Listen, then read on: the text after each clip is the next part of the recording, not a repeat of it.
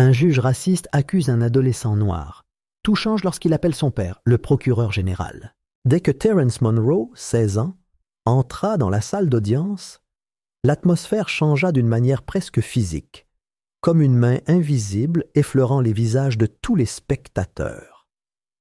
Ses pas résonnèrent trop fort sur le sol de marbre poli, tandis qu'on le conduisait, les mains jointes nerveusement devant lui. Le costume qu'il portait pendait sur sa silhouette élancée, les manches trop longues, le pantalon légèrement retroussé aux chevilles. On aurait dit qu'il avait appartenu à quelqu'un d'autre, quelqu'un de plus âgé, de plus costaud, peut-être quelqu'un qui était entré un jour dans une salle d'audience en espérant que justice lui soit rendue et qui n'en était pas ressorti le même. Le regard de Terence parcourut la salle, scrutant les murs lambrissés, les bancs remplis d'inconnus et l'imposant banc où la signature d'un homme sur une feuille de papier pouvait décider de sa liberté ou de sa mise en cage comme un animal. Chaque craquement du parquet sous ses chaussures ressemblait à un compte à rebours. Il ne parlait pas. Il respirait à peine. Il sentait les regards, certains curieux, d'autres froids, quelques-uns empreints d'une aura plus sombre. Les caméras n'étaient pas autorisées dans la salle d'audience, mais la présence des journalistes derrière les lourdes portes en chêne persistait comme la fumée d'un incendie. Ils avaient envahi les marches du palais de justice ce matin-là, posant des questions, spéculant, construisant leurs récits avant même le début du procès. Pour eux, il n'était qu'un adolescent noir perturbé de plus, originaire d'East Portland, une affaire de plus à décortiquer dans les gros titres et à oublier d'ici la semaine suivante. Accusé d'agression sur un policier et de braquage dans un magasin d'alcool, Terence avait déjà été jugé par l'opinion publique. Son silence, ses yeux baissés, son refus de se plier à leur scénario ne faisaient que le rendre plus suspect à leurs yeux. Mais Terence connaissait la vérité. Il n'avait rien fait, rien de tout cela. Et cette vérité pesait lourdement sur sa poitrine, se serrant de seconde en seconde. Le juge qui présidait le procès était Warren Keating, un homme dont la réputation le précédait. Cheveux argentés, larges épaules, impeccablement vêtu d'une robe noire qui semblait peser plus lourd qu'un simple tissu, il était assis à son tribunal comme un roi sur son trône. Son regard était perçant mais détaché, le genre de regard engourdi par des années passées à condamner des gens qu'il ne comprenait pas. Il était connu dans tout l'État pour son attitude rigide au tribunal, mais surtout pour son bilan en matière de condamnation, surtout envers les jeunes noirs. Des peines sévères, une clémence minimale et une capacité étonnante à transformer la loi en arme. Keating ne voyait pas d'enfants dans son tribunal. Il voyait des statistiques, des avertissements, des exemples. Le genre de ceux que les donateurs politiques aimaient pointer du doigt lorsqu'ils parlaient de loi et d'ordre. Et même si cela n'était jamais dit à voix haute, tout le monde savait qu'il nourrissait des ambitions qui allaient bien au-delà de ce siège. Une fonction plus élevée, un futur siège à la cour de circuit. Peut-être même une chance de devenir juge fédéral. Mais ce genre de rêve exigeait l'obéissance, au système, aux attentes de ceux qui détenaient le pouvoir. La justice était souvent la première chose sacrifiée. Keating ne jeta même pas un coup d'œil à Terence en entrant. Il se contenta de frapper 2 fois du marteau et murmura d'une voix à peine perceptible dans le bourdonnement des néons que l'accusé devait être amené à la barre. Son greffier fit signe à Terence de s'approcher de la barre. Les jambes du garçon étaient engourdies sous lui, mais il avança, chaque pas semblant plus lourd que le précédent. Le procureur, un certain Richard Fallon, commença à présenter l'affaire avec l'assurance assurée de quelqu'un qui avait répété chaque mot pendant des jours. Fallon se déplaçait comme un acteur dans une pièce bien rodée, une posture impeccable, une voix posée, chaque regard vers le jury destiné à éveiller les soupçons. Selon la version de l'accusation, Terence était entré. Terence gardait la tête baissée, les yeux fixés sur le bord ébréché de la table en bois devant lui. Il sentait les regards du jury, chacun une accusation silencieuse. Le poids de tout cela pesait sur sa poitrine comme un étau qui se resserrait lentement. Il n'avait pas mentionné où il était ce soir-là, non pas parce qu'il l'ignorait, mais parce qu'il ne voulait pas que cela soit mentionné. Terence était chez lui, en train de réviser pour un examen de physique, assis à la table à manger, les manuels ouverts et un bol de céréales à moitié mangé à proximité. La pluie était constante, tapant contre les fenêtres à un rythme dont il se souvenait encore. Son voisin, M.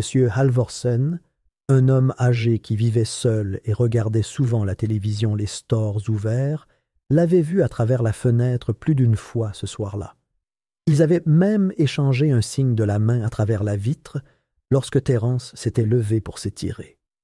Halvorsen pouvait se porter garant de lui. Il avait déjà proposé de témoigner, mais son nom n'avait pas été appelé.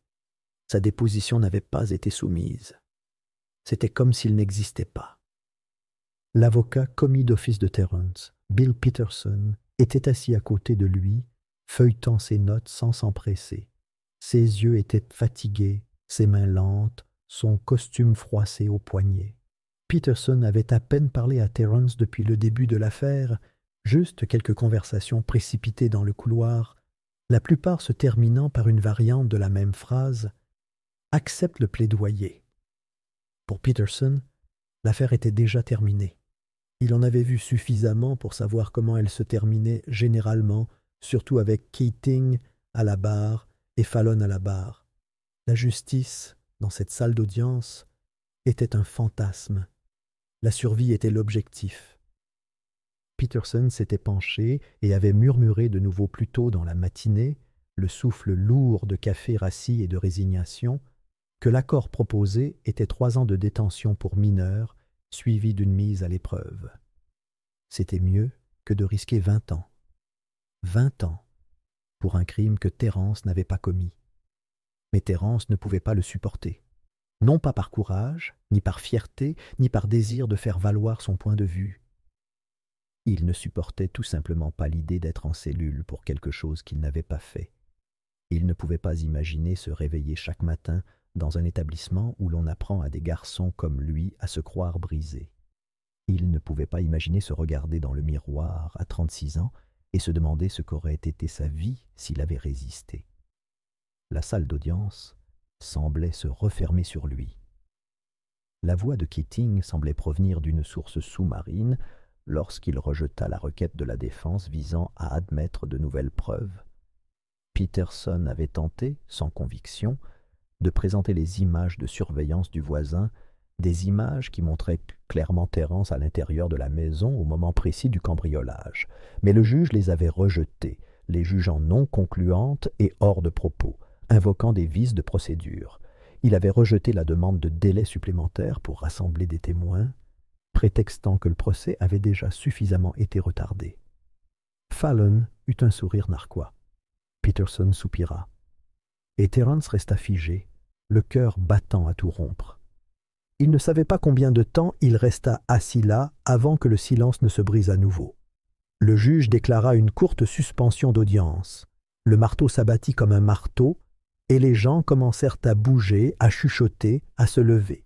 Peterson se pencha une fois de plus et répéta son mantra « Acceptez le plaidoyer ». Mais Terence ne répondit pas. Il regarda droit devant lui, au-delà du banc du juge, au-delà du jury, au-delà de tout. Ses pensées n'étaient plus dans cette salle d'audience. Elles étaient 2 semaines plus tard, ce vendredi soir pluvieux où sa vie avait commencé à basculer. Et plus profondément encore, enfouie sous la surface, se trouvait une dernière carte qu'il n'avait pas encore jouée. Un nom, un numéro, un appel auquel il s'était accroché comme une bouée de sauvetage qu'il n'était pas sûr d'avoir le droit d'utiliser. Personne dans cette salle d'audience ne savait ce qui allait arriver, ni Keating, ni Fallon, ni même Peterson. Ils l'avaient tous regardé et avaient vu un garçon effrayé. Et c'était lui. Mais sous cette peur se cachait autre chose. Quelque chose qui l'attendait. Quelque chose sur le point de surgir. 2 semaines avant le drame judiciaire, le ciel d'East Portland s'était affaissé sous un épais manteau de nuages, terne et bas, menaçant de pleuvoir sans jamais la délivrer. Terence Monroe traversait l'après-midi gris, sac à dos en bandoulière, écouteurs dans les oreilles, la musique pulsant juste assez fort pour couvrir le monde, mais assez doucement pour l'entendre ramper derrière lui. C'était un chemin qu'il empruntait tous les jours, devant la laverie automatique fermée et son enseigne au néon cassé, devant la fresque de George Floyd défigurée pour la 3e fois ce mois-ci, devant le coin où des vieillards assis sur des chaises pliantes murmuraient que le monde s'écroulait. Ses pas étaient lents, posés, traînant sous le poids de cette fatigue que seuls les jeunes de 16 ans ressentent. Une fatigue due à leur tentative de rester invisible dans un monde qui cherchait constamment des raisons de le remarquer. Le SUV noir roula à côté de lui comme une ombre qui prend du poids. Pas de sirène, pas de phare, juste le bourdonnement mécanique du privilège enveloppé de vitres teintées et du silence. Terence jeta un coup d'œil, reconnut la marque et le modèle, puis détourna rapidement le regard. Mais il était trop tard. La portière s'ouvrit brusquement, et l'agent Chad Rayner en sortit, large poitrine, peau pâle, le regard scrutant les alentours comme des scanners, et un sourire narquois qui ne l'atteignait jamais. Dans leur quartier, Rayner était un nom que l'on murmurait. Sa présence signifiait toujours que quelque chose de grave s'était produit, ou était sur le point de se produire. Il n'arpentait pas les rues comme un gardien, il patrouillait comme un chasseur, son badge lui permettant d'envahir. Et aujourd'hui, il n'était pas seul. Un autre agent resta au volant, sans lever les yeux, comme s'il refusait de participer à ce qui se tramait déjà. Rayner s'approcha de Terence avec une amabilité feinte, la voix doucereuse et condescendante. Il demanda si Terence avait entendu parler d'un braquage dans un magasin d'alcool la veille. Terence marqua une pause, un écouteur pendant encore, incertain s'il s'agissait d'une vraie question ou du début de quelque chose de pire. Avant même qu'il puisse formuler une phrase, la main de Rayner se posa sur son épaule et le fit pivoter. La poussée vint ensuite, violente contre le mur de briques taguées derrière lui, le grincement sec du béton lui raclant la colonne vertébrale à travers le fin tissu de son sweat à capuche. Du métal froid caressa ses poignets. Les menottes claquèrent. Puis vint le murmure, bas et chargé d'une menace qui lui colla aux oreilles comme de la graisse. « Tu en porteras le blâme d'une façon ou d'une autre. » La portière du SUV claqua derrière eux tandis qu'ils démarraient. Aucun droit de passage, pas d'appel, juste le chaos rythmique du bitume irrégulier sous les pneus et Rayner fredonnant comme s'il se rendait à un pique-nique. Au poste, ils placèrent Terence dans une cellule de détention qui sentait l'eau de javel et la sueur. Il s'assit sur le banc, les bras autour de lui, essayant de ne pas pleurer. Ce n'était pas la première fois qu'il était arrêté, mais cette fois, c'était différent. Pas de papier, pas d'explication, pas la possibilité d'appeler qui que ce soit. Lorsqu'il demanda son père, l'agent devant la porte se moqua et lui dit de s'asseoir avant que la situation n'empire. Il ne prit pas la peine de le redemander. Ils le gardèrent toute la nuit sans le faire inculper. Ils lui donnèrent un sandwich au goût de caoutchouc et d'eau, servi dans un gobelet en carton craquelé. Le lendemain matin, ils le transférèrent dans une autre pièce au mur vert pâle, avec une lumière vacillante au-dessus. C'est là que les histoires commencèrent, les histoires inventées. Un agent déposa une déclaration affirmant avoir vu Terence dans le quartier du magasin d'alcool au moment du braquage. Un autre rapport nota qu'un sweat à capuche retrouvé près de la scène de crime correspondait à la description de ce que Terence portait, même si un tel sweat n'avait jamais existé. Les preuves semblaient surgir de nulle part, comme les accessoires d'une pièce écrite bien avant que Terence ne monte sur scène. Et pourtant, il ne dit rien. Non pas parce qu'il ne voulait pas parler, mais parce qu'il savait que personne ne l'écouterait. Il y a des années, d'un lupus, son absence avait été un véritable fléau dans sa vie.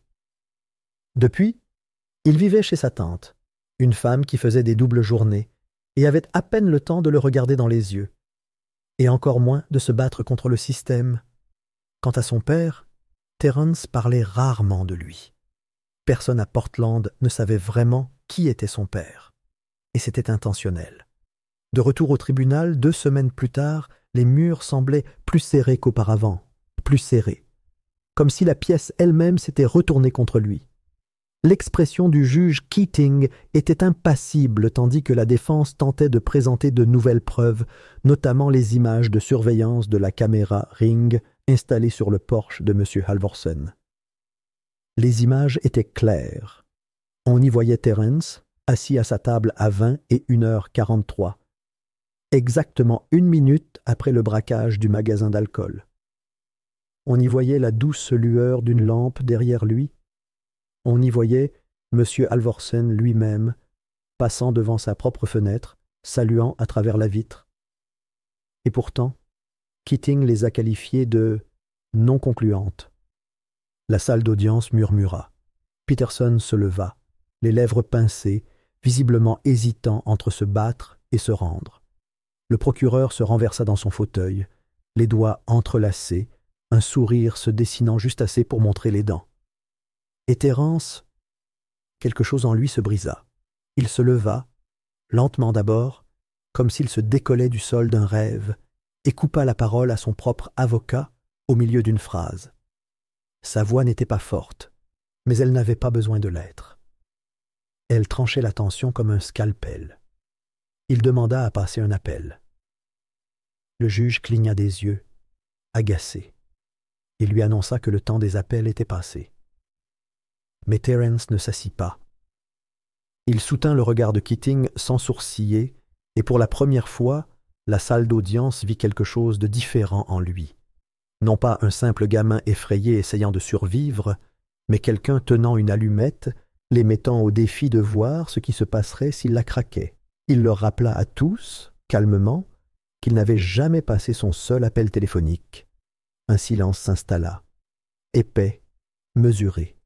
Le greffier s'agita, mal à l'aise. Peterson sembla vouloir protester, mais se ravisa. Finalement, Keating agita la main en signe d'approbation réticente, marmonnant que le tribunal lui accorderait 5 minutes. Ils emmenèrent Terence au fond, passèrent 2 portes épaisses et s'engagèrent dans un couloir qui sentait le moisi et le métal. L'agent qui l'escortait ne dit rien. Il venait de déverrouiller une petite pièce avec un seul téléphone fixé au mur, dont le cordon était tendu par des années de mains désespérées. Terence fixa le clavier un long moment. Son cœur battait si fort qu'il l'entendait dans ses oreilles. Cela faisait plus d'1 an qu'il n'avait pas utilisé ce numéro, depuis la dernière fois qu'il avait composé ces 10 chiffres. Il avait regardé le contact sur son téléphone une 12aine de fois, le pouce en l'air, sans jamais appuyer, ni par haine, ni même par peur, mais parce qu'appeler ce numéro signifiait ouvrir une porte. Il n'était pas sûr d'avoir la force de la franchir. Maintenant, il n'avait plus le choix. La première sonnerie retentit rapidement, la seconde plus lente, puis une voix à l'autre bout du fil, professionnelle, saccadée, inconnue. Bureau du procureur général. Qui appelle? Terence serra plus fort le téléphone. Il ravala la boule dans sa gorge. Dites à Marcus Monroe que c'est son fils. Il y eut un silence, puis des parasites, puis un souffle à l'autre bout du fil qui n'était pas tout à fait un halètement, mais qui n'en était pas loin, un instant. Le clic d'une ligne d'attente suivit. Terence se tenait seul, attaché au mur par le fin cordon téléphonique et le fil encore plus ténu de l'espoir. Il ne savait pas ce qui allait suivre. Il ne savait pas ce qu'il allait dire. Mais pour la première fois depuis des semaines, il sentit la balance basculer. Pas complètement.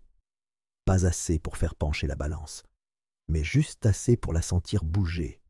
Car ce que la salle d'audience ignorait, ce que le juge, le jury, la presse et même son propre avocat ignoraient, c'est que Marcus Monroe n'était pas seulement son père.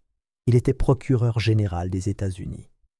La lumière matinale perçait les fenêtres du tribunal comme un jugement lui-même, projetant de nettes lueurs dorées sur le sol poli. C'était le genre de lumière qui révélait tout, chaque grain de poussière, chaque fissure dans le marbre, chaque mensonge caché derrière un sourire poli. Le personnel du tribunal avançait avec une urgence prudente, chuchotant entre eux tandis que la nouvelle se répandait plus vite qu'une traînée de poudre. L'affaire de Terence Monroe, autrefois considérée comme une affaire de routine, un simple jeune noir accusé de quelque chose il entra dans la salle d'audience, chargé d'un héritage. Procureur général de l'État, connu dans tous les grands cercles juridiques du pays, Marcus avait bâti sa carrière sur la lutte contre les injustices systémiques. Mais il l'avait toujours fait à distance, stratégiquement, sans émotion, sans jamais laisser les enjeux personnels obscurcir sa vision. Aujourd'hui, ce mur avait disparu. Il se déplaçait comme une tempête humanisée, vêtu d'un costume anthracite suffisamment précis pour trancher la tension, son expression indéchiffrable, à l'exception de l'acier dans ses yeux. 2 agents fédéraux le suivaient, leur présence moins sécuritaire que symbolique. Ils étaient accompagnés de 3 des avocats, spécialisés dans les droits civiques les plus réputés de l'État, leurs mallettes remplies non seulement de preuves, mais aussi d'histoires, de noms, de dates, et du genre de paperasse qui pourrait réduire des carrières en miettes. Alors que Marcus s'approchait du banc, le juge Keating hésita pour la première fois. La salle d'audience, bondée de médias, de spectateurs et de responsables locaux, se tut. Personne ne s'était préparé à cela. Ni le procureur, ni la défense, ni le juge qui avait cru pouvoir balayer une nouvelle injustice sous le tapis et s'en tirer indemne. Marcus Monroe n'était pas là en père endeuillé. Il était là pour rendre des comptes.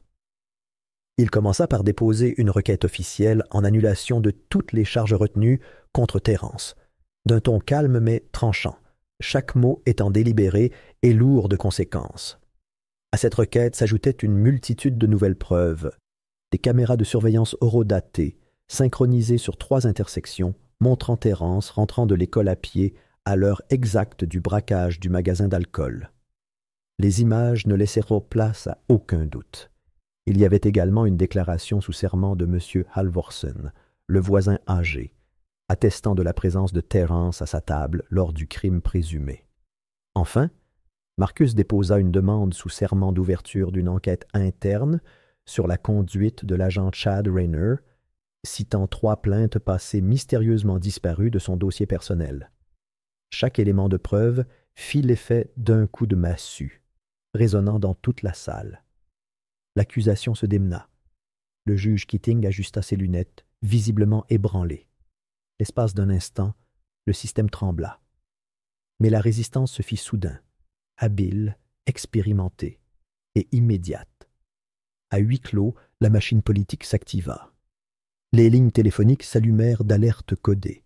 Des politiciens de haut rang, dont certains devaient leur position aux faveurs discrètes et aux accords secrets de Keating, commencèrent à murmurer le nom de Marcus comme une malédiction. Ils le prévinrent qu'il compromettait son rôle, qu'il s'agissait d'un conflit d'intérêts personnels, indigne d'un homme de sa position. Des appels provenèrent de conseils consultatifs, de donateurs et même d'anciens alliés. Une voix, plus puissante que les autres, était celle du gouverneur lui-même, subtile dans le ton, mais claire dans le sens. Reculez, laissez tomber. Ne dévoilez pas ce qui a été soigneusement dissimulé pendant des décennies. Mais Marcus avait vécu pire. Il se souvenait des ruelles du South Side de Chicago, des nuits où sa mère avait fait des heures supplémentaires pour le nourrir, des regards qu'il essuyait dans les salles de classe, des grandes universités de l'Ivy League, de la part de professeurs, qui ne pensaient pas que son espèce y avait sa place. Il s'était battu pour sa place dans un monde conçu pour exclure les gens comme lui. Et il n'allait pas laisser ce même système écraser son fils. Il se tenait devant le tribunal, le visage sculpté comme du granit, et laissait la salle d'audience s'exprimer. « Il ne s'agit pas de famille, dit-il d'une voix tonitruante et assurée. Il s'agit de la justice manipulée par ceux qui sont chargés de la faire respecter. » Il énuméra de nouveau les preuves, ses mots tranchant les tentatives du juge de reprendre le contrôle. Il refusait de laisser la salle d'audience considérer cela comme un malentendu ou un contretemps procédural. C'était un piège, un acte ciblé, un jeune garçon noir utilisé comme bouc émissaire pour protéger quelque chose de bien plus sinistre. Mais juste au moment où la situation semblait enfin tourner, le juge Keating passa à l'acte. D'un hochement de tête raide, il annonça une suspension d'audience. Sa voix, tendue par la retenue, annonça que le tribunal se réunirait plus tard dans l'après-midi après une réunion privée avec le barreau de l'État. Les mots semblaient neutres, mais le sous-entendu était clair. Retarder, distraire, détourner l'attention. Marcus le regarda quitter le tribunal, flanqué de greffiers et de gardes du corps, sa robe flottant comme un rideau tentant de cacher quelque chose de pourri derrière. Quelque chose clochait. Ce que Marcus ignorait encore, et que personne dans la salle d'audience n'avait vu venir, c'était l'ampleur de la supercherie. En coulisses, des documents avaient été falsifiés. Des plaintes contre l'agent Rainer, qui aurait dû déclencher des enquêtes internes, avaient été effacées. Des signatures falsifiées. Des dossiers entiers réécrits par des mains qui ne répondaient pas à la justice, mais à la politique. Un ancien sergent, qui avait tenté de dénoncer des abus, avait été muté, puis contraint à une retraite anticipée. Une enquêtrice civile, qui avait signalé la conduite de Rainer en 2022, avait mystérieusement démissionné sous la pression, son rapport enterré au sous-sol d'un immeuble que personne ne visitait. Il ne s'agissait pas seulement d'un flic corrompu. Il s'agissait d'un réseau de protecteurs, juges, conseillers municipaux, procureurs, tous complices, tous désormais menacés par la vérité qui remontait à la surface. Dans le couloir devant la salle d'audience, Marcus arpentait lentement la pièce, entouré de son équipe juridique, écoutant les murmures se transformer en conversations animées entre journalistes et spectateurs. La presse s'était mise à tourner en rond comme des vautours, sentant que cette affaire était plus qu'une simple accusation injustifiée. C'était une bombe prête à exploser. Mais Marcus savait que les médias ne pouvaient pas l'aider autant. Il suivait les histoires, pas la justice. Et s'il voulait que la vérité survive, il ne pouvait pas compter uniquement sur eux. Terence était assis sur le banc à côté, les mains serrées sur ses genoux.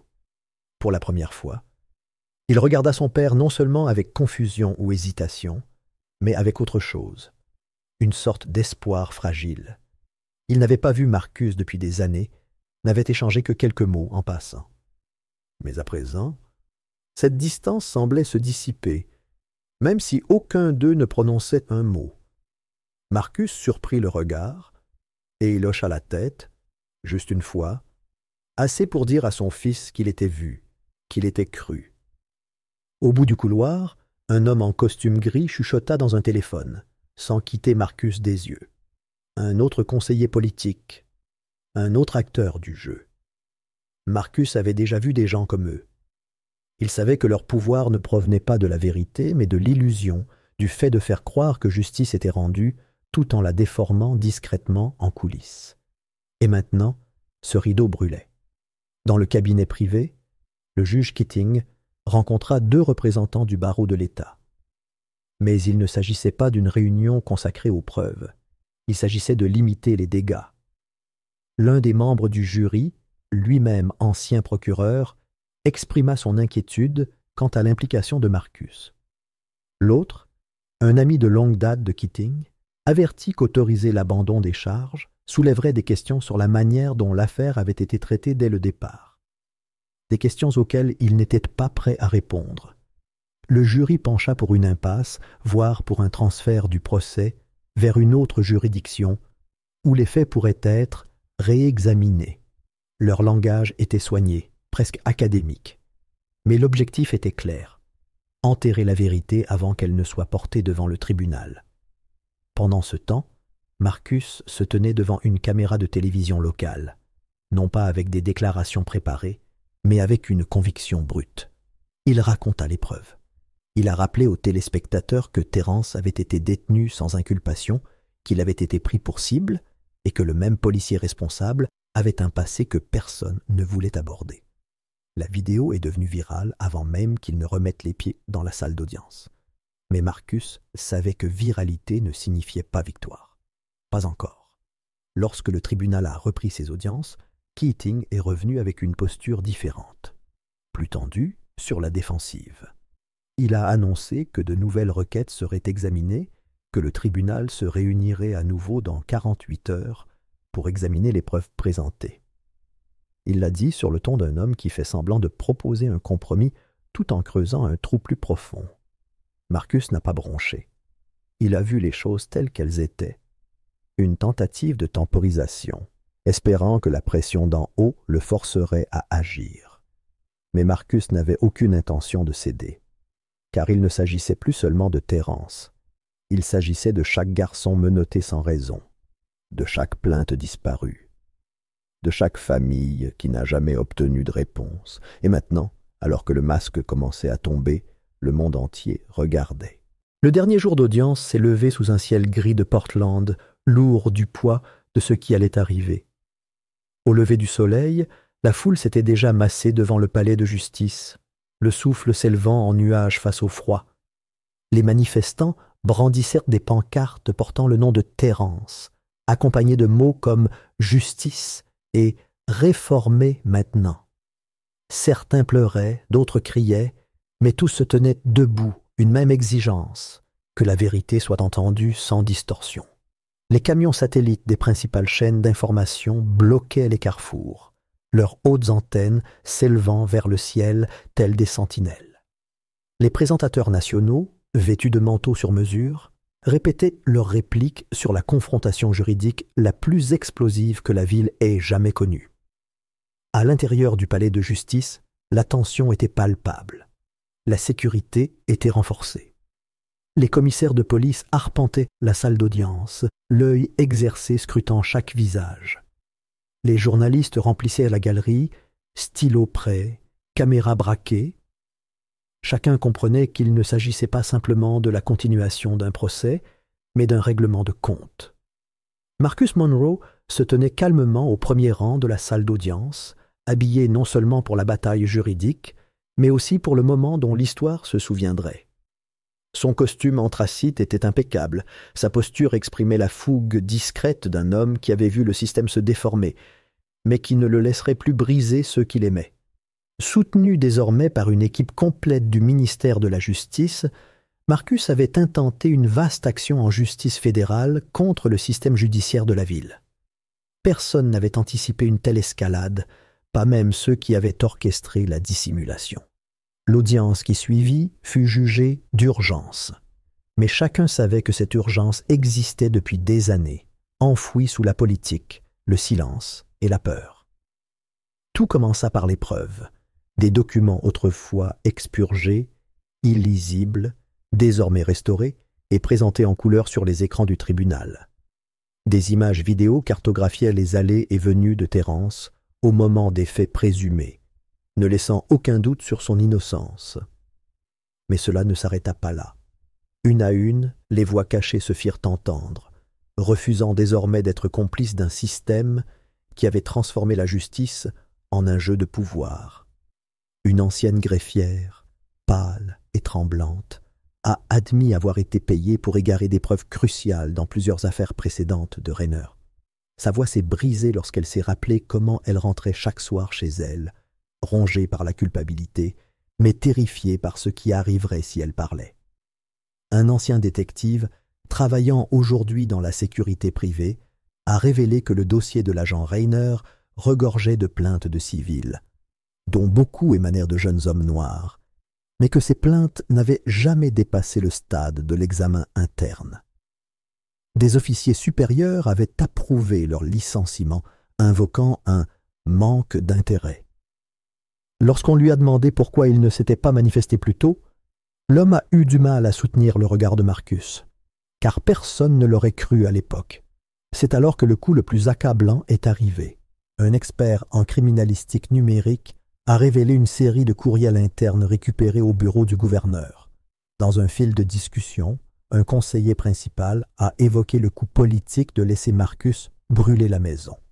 Il y eut des allusions voilées à des pressions exercées sur les juges, des rumeurs de faveur électorale et une tentative avortée d'offrir à Marcus un poste de juge fédéral, clairement, en échange de laisser l'affaire se terminer en silence. Mais il n'avait pas mordu à l'hameçon. Il n'avait même pas bronché. À la reprise de l'audience, le silence était différent. Ce n'était pas le silence de l'anticipation, c'était le souffle retenu avant une vague. Le juge Keating était assis sur le banc, sans illusion. Sa robe paraissait plus lourde maintenant, moins comme un symbole d'autorité que comme le fardeau d'une tromperie révélée. Il ne parlait pas, ne discutait pas, il bougeait à peine, car la voix qui comptait désormais appartenait à quelqu'un d'autre. Le juge fédéral en chef, arrivé de Washington la veille au soir, examina les déclarations, les dossiers, les images. D'un ton mesuré, il annonça que Keating démissionnerait immédiatement dans l'attente d'une enquête approfondie sur les fautes judiciaires et la falsification de preuves. Des exclamations de surprise résonnèrent dans la salle. Certains applaudirent. D'autres ont simplement fermé les yeux, le moment étant trop surréaliste pour être traité en temps réel. Puis vinrent les menottes. L'agent Raynor, assis au deuxième rang à côté de son avocat, fut escorté dehors en silence.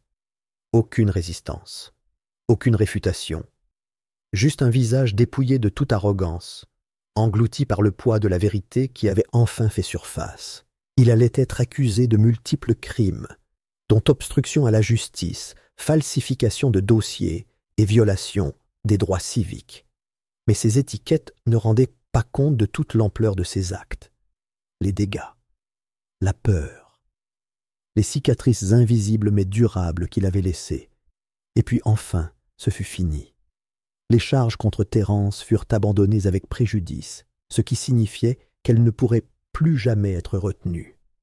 Aucune faille judiciaire, aucun détail technique. Le casier judiciaire n'était pas seulement effacé, il était justifié. Alors que Marcus accompagnait Terence hors du tribunal, les flashs des appareils photo explosèrent, la foule explosa, mais Terence ne leva pas les mains en signe de victoire. Il ne sourit pas aux objectifs ni ne salua la foule. Il marchait, les épaules carrées et les yeux baissés, une tempête de souvenirs derrière lui, non pas celle de la défaite. Il était entré au tribunal, accusé. Il en ressortait libre, mais non indemne. Les chaînes qu'on avait tenté d'attacher à son avenir n'avaient pas laissé d'empreinte. Son silence avait été éloquent lorsque personne ne l'écoutait, et maintenant que le monde l'avait entendu, il en portait l'écho à chacun de ses pas. Marcus entoura son fils de son bras, non pas comme un héros amassant des louanges, mais comme un père qui avait failli tout perdre en essayant de tenir une promesse, ne jamais laisser son enfant se battre seul. Dans les jours qui suivirent, l'impact se fit sentir comme une pierre qui brise une eau calme. Les projets de loi de réforme fusèrent dans les chambres des commissions autrefois encombrées de lourdeurs procédurales. Un nouveau conseil de surveillance de l'État fut créé pour surveiller la conduite des juges et les enquêtes policières. Des portails de plaintes anonymes furent lancés, et plusieurs policiers démissionnèrent avant que les enquêtes officielles ne puissent commencer. Le peuple avait goûté à la responsabilité, et il n'était pas prêt à la cracher. Le nom du juge Keating devint un avertissement enseigné dans les facultés de droit. Son visage disparut des portraits dans les couloirs des tribunaux, remplacé par des plaques appelant à la transparence et à la réforme. Le procès de l'agent Raynor devint un sujet de discorde nationale. Les médias analysèrent son arrestation non pas comme un cas isolé, mais comme le symptôme d'un effondrement plus profond du système. Des familles d'autres États écrivirent des lettres, racontant leurs propres histoires de plaintes ignorées et de preuves occultées. Ce qui avait commencé avec Terence était devenu un mouvement, peu disposé à se replier silencieusement. Mais Terence n'avait jamais rien demandé de tel. Il ne voulait pas être un symbole. Il ne voulait pas faire la une des journaux, un chant de protestation ou un hashtag. Tout ce qu'il avait toujours désiré, c'était être vu pour ce qu'il était vraiment, un garçon qui n'avait rien fait de mal, si ce n'est exister dans un monde qui punissait sa présence. Pourtant, parfois, le refus devient l'étincelle, et dans un tribunal bâti sur le mensonge, ce n'était ni le statut de Marcus ni les preuves qui avaient fait tomber les murs, mais la force tacite entre le père et le fils. L'un refusait de se taire, l'autre refusait d'être oublié. Ensemble, ils avaient révélé la vérité, et forcer la ville et le système à enfin les écouter.